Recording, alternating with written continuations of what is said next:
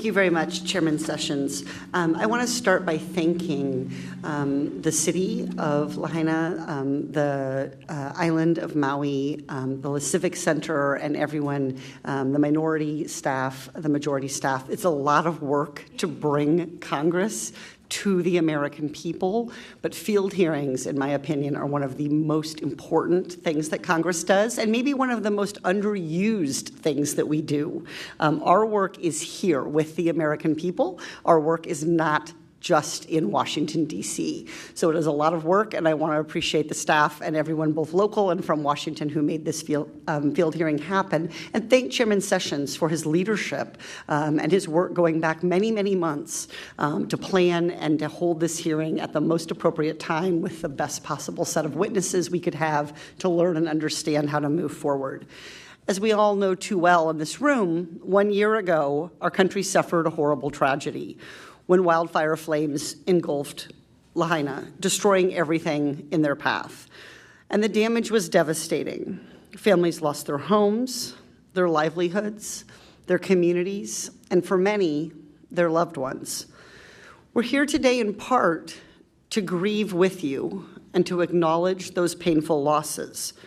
But we are mostly here looking forward to reinforce the federal government's continued commitment to helping Hawaii recover. When disaster strikes, Americans show up for one another to rebuild what we've lost. It matters how we rebuild and who we are rebuilding for. Survivors and families still struggle to find stable, affordable housing. Many families were already experiencing an intense housing crisis well before the wildfire a year ago. Competition with tourists, mainlanders scooping up properties to rent as vacation homes, combined with a lack of new construction, played a part in putting stable, affordable housing out of reach for many of the families who live and work here. The wildfires supercharged Maui's housing crisis. For starters, the destruction of a chunk of Maui's already limited supply of homes further exacerbated the imbalance between supply and demand, hiking up rents across the island, even for families who were not displaced. When FEMA began providing disaster relief payments to assist survivors, some landlords reportedly took advantage of the crisis by ousting their existing tenants so they could lease to fire survivors for a higher monthly rent. State leaders have worked to crack down on this abuse, but in many cases, the damage had already been done. As Chairman Sessions has already emphasized, this hearing is not about finger-pointing or playing a blame game.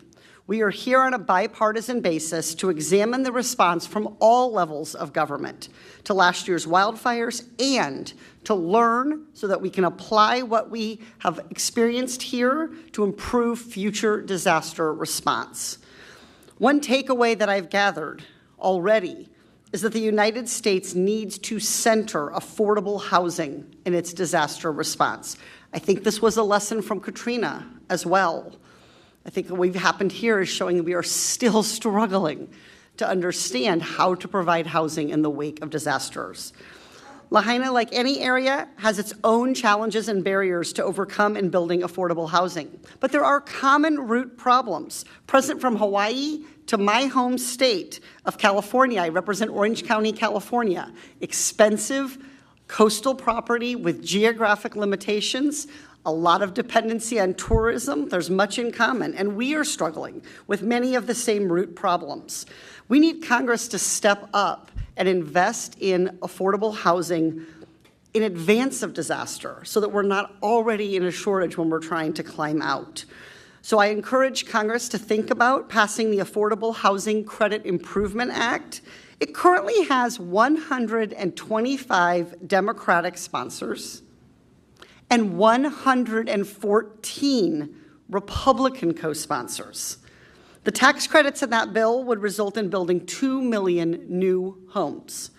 We could help unleash private capital for home construction by guaranteeing and securitizing the construction of 1 to 4 unit starter homes, just like the government already does for big apartment buildings, which may not be suitable, for example, in areas like Lahaina. We could invest in technology to make 3D printed building materials and reduce building costs by over 30%. We could center housing construction here to build component parts for houses, to be able to have high-quality housing built more quickly than is typical. And we could stop Wall Street hedge funds from scooping up all the affordable homes across our country and driving up prices for homeowners and renters alike. And we could reward cities and counties that take the step of making their building and zoning requirements more flexible. While we are going to rightly today focus on survivors who lost their homes in the wake of the fire, we are not doing enough to anticipate the underlying housing crisis that made the Lahaina wildfires such a profound shock to the housing market. So we must do more. Today we're here to listen and to bear witness. So thank you for your willingness to share your memories, your experiences, and your hopes, both painful and joyful, stories of both heroism and hardship. I'd now like to recognize my colleague. If I could,